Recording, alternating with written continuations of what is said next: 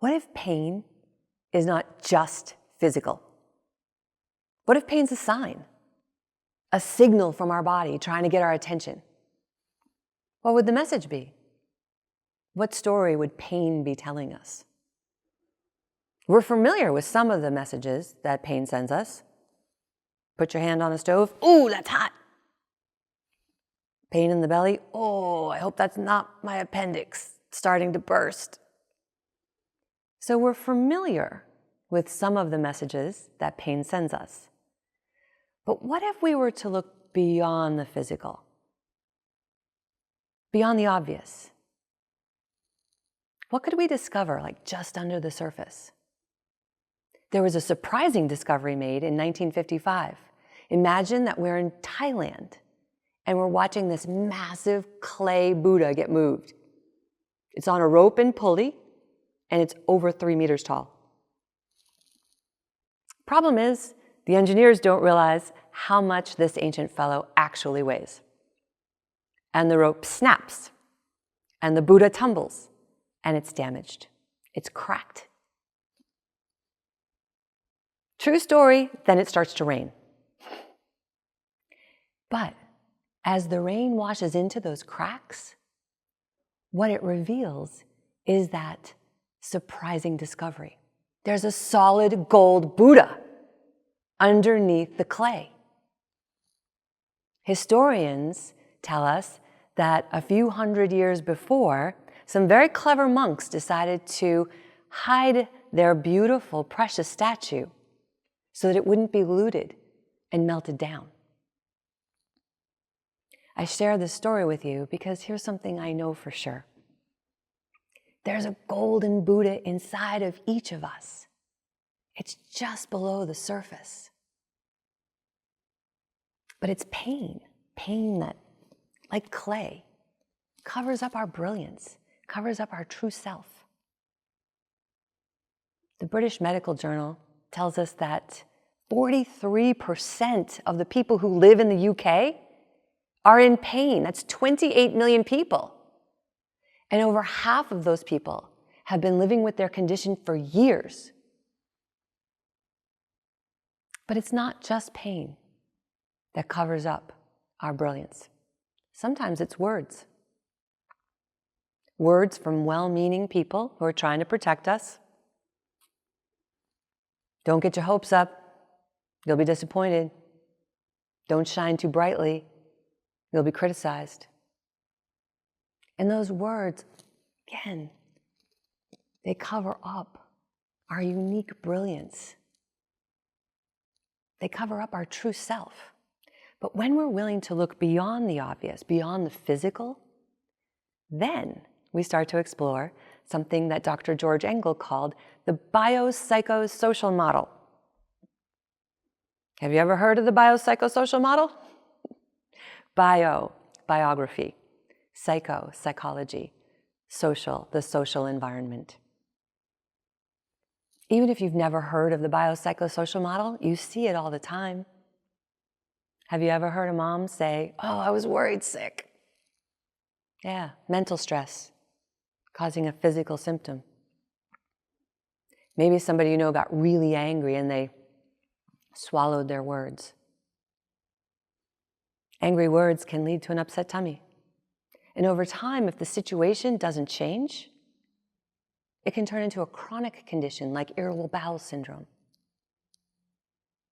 Where else might the biopsychosocial model show up?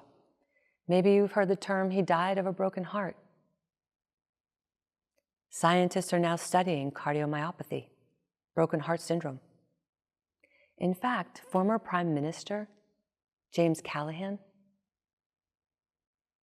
he was married to his sweetheart, Audrey, for 66 years. He died suddenly, unexpectedly, 11 days after Audrey passed away. It was hard on him. What my 25 years of qualitative research have shown, over 20,000 individual client sessions, has demonstrated that our biography affects our biology. Our biography, the story of our life, affects our biology. us at a cellular level.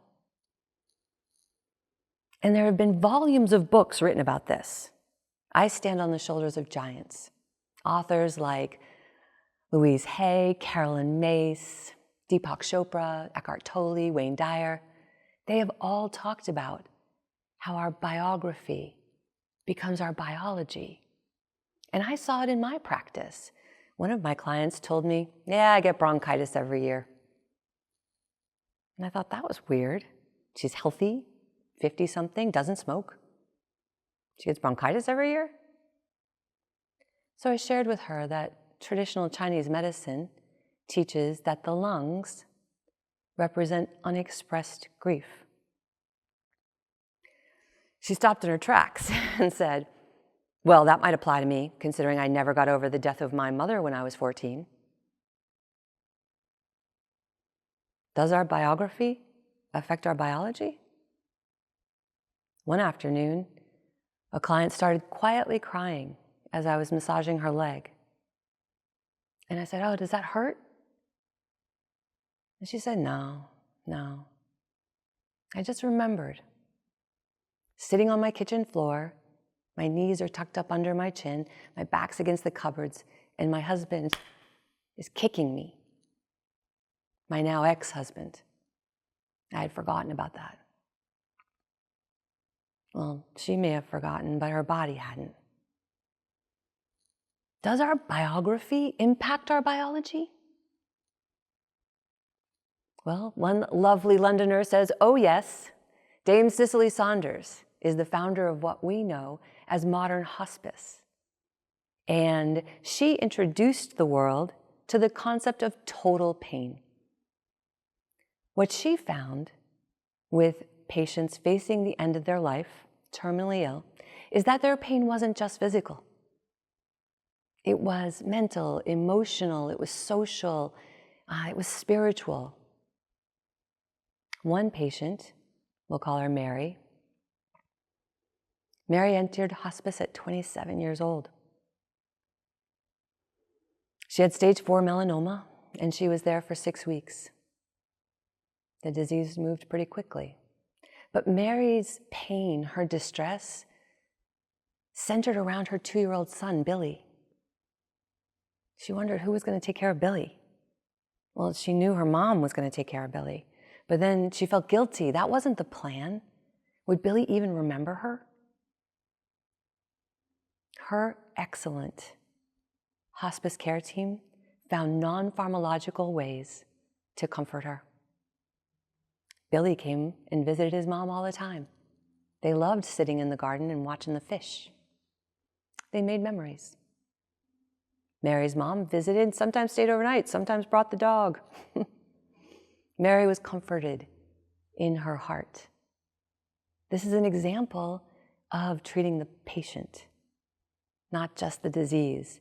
In fact, Sir William Osler says, a good physician treats the disease. A great physician treats the patient with the disease. We have the opportunity to see pain in a different way, to look beyond the physical, to identify those mental pressures, those socially stressful situations that might be negatively impacting our health. Doctors are great at telling us the physical reasons for pain, but sometimes it's up to us to figure out the mental and the emotional connections. Yeah, that neck pain, it might be about a degenerating disc, but we can also ask, who's the pain in your neck? The shoulder pain? It might be about an injured rotator cuff, but it might be about the weight of the world on your shoulders. That lung condition? It might be about infection, it might be about damage. Is there a connection to unexpressed grief? You have a unique biography, a unique body blueprint that can help you understand pain. You now have permission to look just below the surface, to see what's under there. But how do you do that? Where do you start? You start by asking a few simple questions. What's the message here? What am I learning? What's the lesson? When we ask the questions, we gotta listen, because the answers will come. How would it feel to be limitless in your capacity to heal? Today, I invite you to wonder. I invite you to be a little curious. Could this be true? Could my pain be telling a story? When we're open to the idea, when we ask a few simple questions, when we listen, then we can heal from the inside out, not just the outside in. We heal for real, and like the Buddha, we let our true self shine.